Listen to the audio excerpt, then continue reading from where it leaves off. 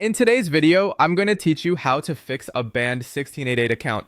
First things first, stop all login activity. Don't keep trying to sign in, don't switch devices, don't use a VPN, and don't rush to create a new account. Repeated attempts can make things worse because the system flags abnormal behavior. Give it a cooling off period of 24 to 48 hours before you do anything else.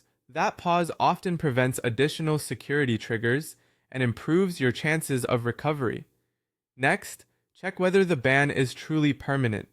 Log in once to read the notice carefully.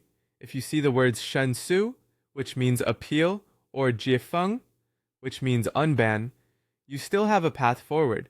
If you see Yongju Fengjin, a permanent ban, the recovery chance is low. Knowing which message you have will guide your expectations and next steps. Before you submit any appeal, fix your Alipay. Your 1688 account is tied to Alipay, and unresolved risks there can block your appeal.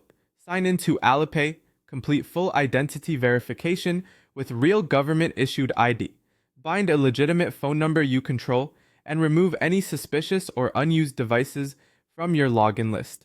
Doing this first raises the success rate because it proves you are a real compliant user. When you're ready, submit an appeal through the 1688 Help Center. Choose the account appeal or unban path and provide exactly what they request. Keep your explanation short, calm, and honest.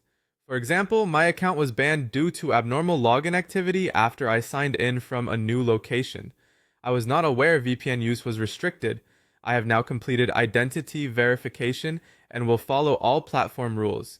If they ask for ID or screenshots, include them clearly and legibly. After submitting, wait without resubmitting. The typical response time is 3 to 7 business days, sometimes longer. Multiple appeals for the same case often lead to automatic rejection, so patience is key.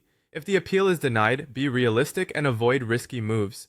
Don't use fake IDs, don't buy unbanned services that promise quick fixes, and don't create multiple accounts on the same device or IP. Those actions can escalate to an IP and device ban, making future access even harder. If your account is permanently banned, consider safe alternatives. One option is to work with a trusted China sourcing agent who already has verified 1688 access, Alipay, and supplier relationships. This is the safest path for many buyers. Another option, only if allowed and your old account is truly unrecoverable, is to create a new account using a new device, a clean residential IP, a new phone number, and a fully verified Alipay without a VPN. Finally, if you've saved supplier details, you can keep communicating via WeChat and continue deals outside 1688 where appropriate.